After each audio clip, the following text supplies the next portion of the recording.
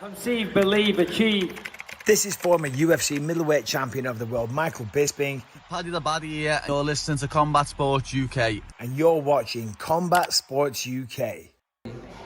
There we are, Richard. Cage Warriors 142 is in the books. Just how good was that? Great show, I thought. Thought the fights were brilliant from the amateur card right through.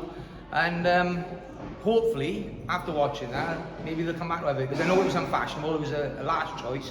But I think they can see the atmosphere is brilliant. The running of the show is easy in this building. We know we're like the back of our hands. And I think the Welsh crowd got behind the Welsh fighters, win or lose. And I think it was like finished off in style with Oban, really. I know the main event, but I mean just for the Welsh side of things. Career-defining performance for him, I felt. There's someone I want to mention who was in the amateurs. That's Kane Darcy. Yeah. He fought Jordan Little and pushed inside like Jordan Little was no. Yeah, Jordan's like, he's top 10 ranked welterweight, on Tapology, on some of these other sites.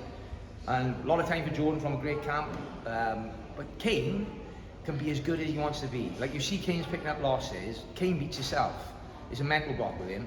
You watch him like sparring Oban and everybody in the gym for this young 20-year-old kid, and he's holding his own, do you know what I mean? And when he goes out and performs like that, because the kid can wrestle, we got to work his striking. It's one thing we do need to work.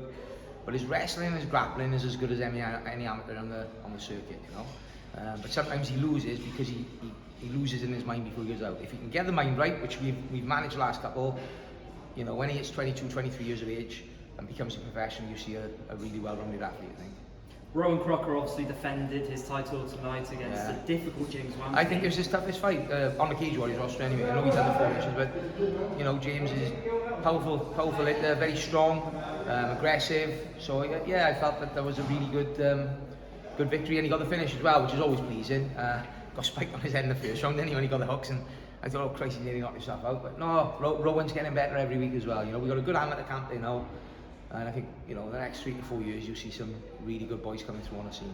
What do you think is next for Rowan? Obviously, he's defending tonight. I think he wants to do the IMAFs. So I think in September he's going to go and do the IMAFs. So he probably won't fight October the 8th.